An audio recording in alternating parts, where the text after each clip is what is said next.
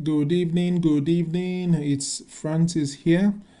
Basically, just doing a recap of last week's trade and a little prediction or forecast of this week. It's Sunday, the 11th of November, and the market should be open in about 1.5 hours. I mean, I don't trade the early hours of the market open on Sundays. I usually wait till Monday morning, or at least, well, Monday morning over here in the UK, which is at least, I don't know, at least 6 hours after the market has opened, even before I begin to take any trades or position. But anyway, this is the 1 hour chart on the pound JPY, which we traded last week. If you can remember, we entered the trade on a Thursday. Which was here somewhere, and it came all the way down, went up a bit, and came all the way down here. Giving us about 180 pips or so. I mean, I got about 180 pips. I had closed out one position, and closed out the final position late on Friday. Now this is the 4 hour chart now. That was the 1 hour chart. This is the 4 hour chart, and you can see this is where it is at.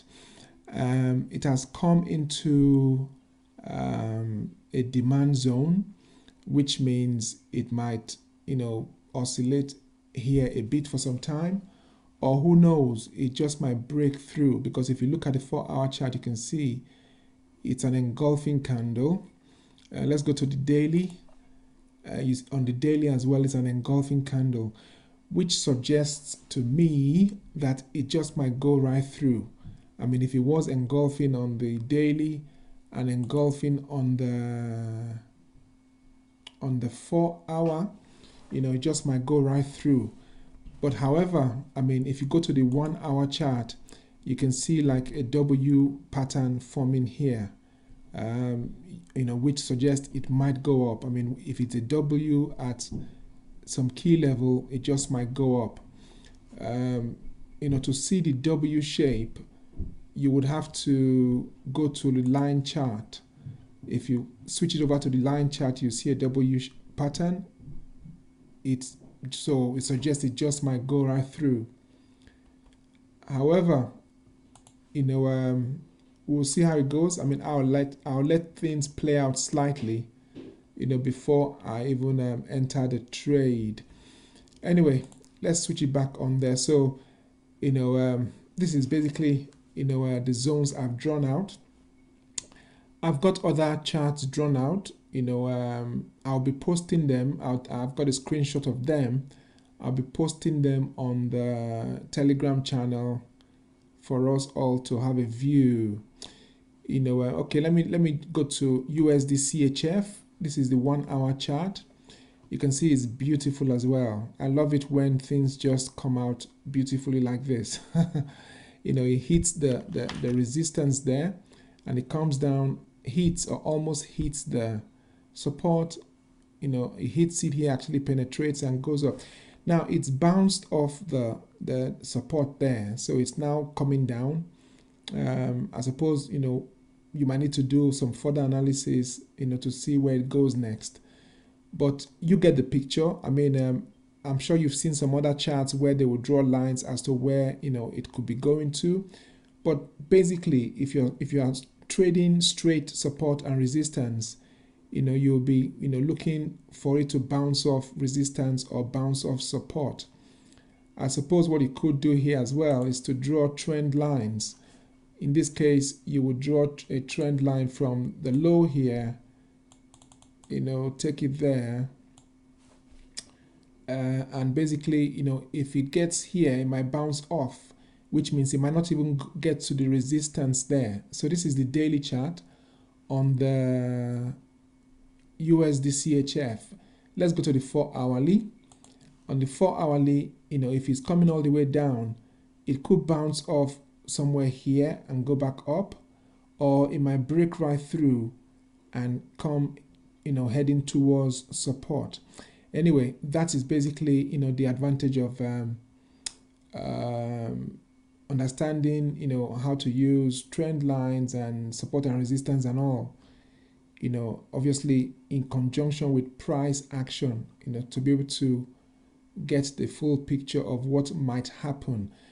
Anyway, that is that. You know, I'm going to be posting it on the Telegram group, like I said. So this is USD CHF. Let's go to CAD CHF. This is CAD CHF on the 4 hour. CAD CHF, you can see is approaching support here. Let's go to the daily. Okay, I mean on the, well, I suppose it's better off trading it off the 4 hour chart. Let's go to the 1 hour. Okay, so basically this is what it is. You know, it is what it is. You know, so, you know, like I say, you know, just wait for it to bounce off resistance, this blue box I've drawn. If it bounces off it, then obviously you want to take it up and so forth. I would post some of my entries. If I do, it's going to be a busy week for me, and it's going to be a busy week in the market, and I believe it's going to be another mega week for us. Well, for me, and you know, for us who follow the signals. You know, hopefully you'll catch the signals that I post, and we would have a mega week. So we've looked at USD CHF, we've looked at CAD CHF.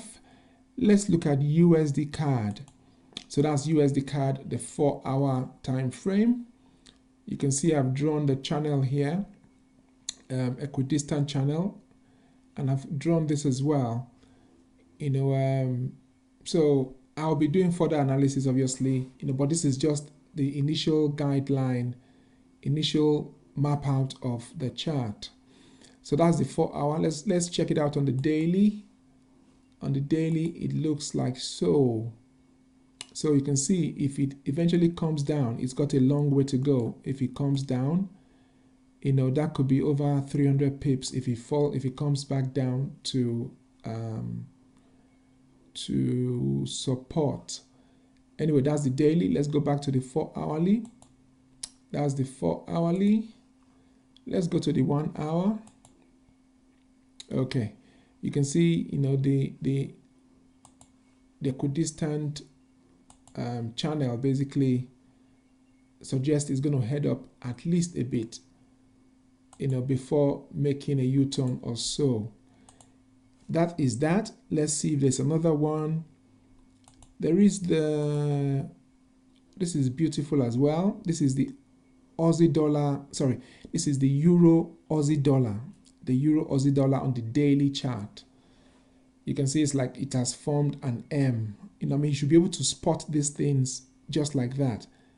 It has formed an M coming all the way from here, going up, hitting the resistance and coming down, hitting resistance again and coming down. So where do we go from here? Let's check the 4 hour on the Euro Aussie dollar, and I think it's going to start heading up. I think it's going to start heading up, but obviously I would draw trend lines as well. You know, trend line is very good. You know, I was saying that price is king, which basically means the price is the best thing that shows you where where the market is going. You know, so I would be looking to follow the price. I could use indicators. Indicators have their place, but you know, you want to use indicators as support or for confirming. The indicators are not exactly the thing that give you the initial or the final decision. They are just good for supporting. So that is Euro Aussie dollar. Let's try another one. There's another beautiful one, the CHF JPY on the 4 hour chart. You know, I missed a lot of trades. Was it last week or 2 weeks ago? Because I mapped up my charts and I forgot to trade off them. Oh, believe me, this week I'm going to be trading off a lot of them, and I'm expecting it to be a mega week. Mega pips, mega profits. So that is that. And I suppose that I think that is all. Yeah, that is all. So basically we have the CHF JPY 1, Euro Aussie dollar 2, USD CAD 3, CAD CHF 4, USD CHF 5, and of course pound JPY, the one we started trading together last week. So we have about 5 pairs I'm going to be looking at, focusing on this week. If anything else interesting comes up, maybe at some point I might look at gold as well. Let me see. Yeah, I might look at gold as well. Oh, this is busy. What a busy chart. I might be looking at gold as well. So it's going to be an interesting week. Now, let me show you something quickly. Looking at the pound JPY, which we traded. Let's look at it on the Ichimoku. Ooh, that is busy, busy, busy. Let's take off some things here. What do we take off? Let's take off the Bollinger Band. Okay, I mean, these are the other regular things. The Chico Span, Tinkinson, and Kinjunsin. Now, let's quickly go back to, I told you price is king. I told you price is king on Friday before we closed. This is the 4-hour candle. Now you can see let me just show you where we entered the trade. This is where we entered the trade. Here, that's basically where we entered the trade. And even though at the time, if you trace this down, the Kumo was bullish. That's the cloud itself. The Kumo was bullish. It was bullish all the way here. Let me put the period separators. So on Thursday when we entered, the Kumo was bullish. We moved into Friday, the Kumo was still bullish. But then, it began to show bearishness. What I was trying to get at is, even though the Kumo was bullish, you can see the price was coming down. Ideally, if the Kumo is bullish, the candle is above it, it should be going up. So as of Thursday, the Kumo was bullish, and the Kumo future, that's a day after, was bullish. So you would have expected it to be going up, not coming down. But like we know, indicators are supposed to be lagging, even though people said Ichimoku cloud is prophetic or very predictive. Yes, I do trade the Ichimoku, and I do trade it very successfully. But if I had gone with the Ichimoku here without looking at price action, I would have lost a lot of money last week. I would have lost 180 pips. But instead, I gained 180 pips. Look at this. The Kumo future, present or current was bullish. The future was bullish. That's on the 1 hour. If you go on the 4 hour, you will see where we are. The Kumo also was still bullish, and yet it was coming down. Now, let's go to daily. You can see on the daily, this is where the candle is. We still have all these hours to go. So we see on the hourly, the Kumo is bullish. On the 4 hourly, the Kumo is bullish. On the daily, the Kumo is bullish, and yet the price is coming down massively. That tells you the importance of price action. I mean, I would not, and I cannot stop but say, and I will keep repeating it, price is king.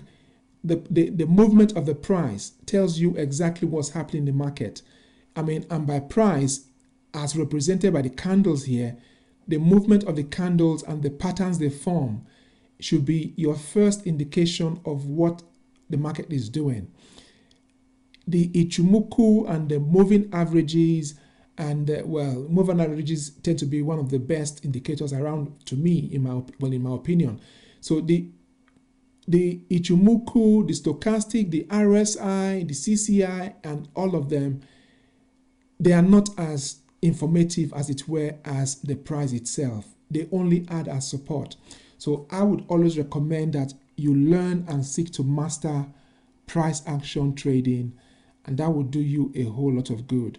But like I say, I do trade in Ichimoku. It might appear as though I'm knocking it here. I'm not, because there are ways in which to trade Ichimoku. I mean, over the years, I mean, I've come to, well, over the months, I would say, I've come to learn and know a lot more about Ichimoku and what to look out for. And I've been trading it successfully, and I believe it would even get better. But then, even as we see here, it failed. I wish I had time. I mean, we've already done 15 minutes on this video. I wish I had time, and I would have gone to show you, how it was the case that even the stochastic failed as well. Looking at this same trade, even the stochastic failed as well. When the price was seriously overbought on the stochastic, the price was, was going a different direction. Anyway, I'll leave it at that, and I do hope you gain much from this, this longish video. Okay, now, God bless.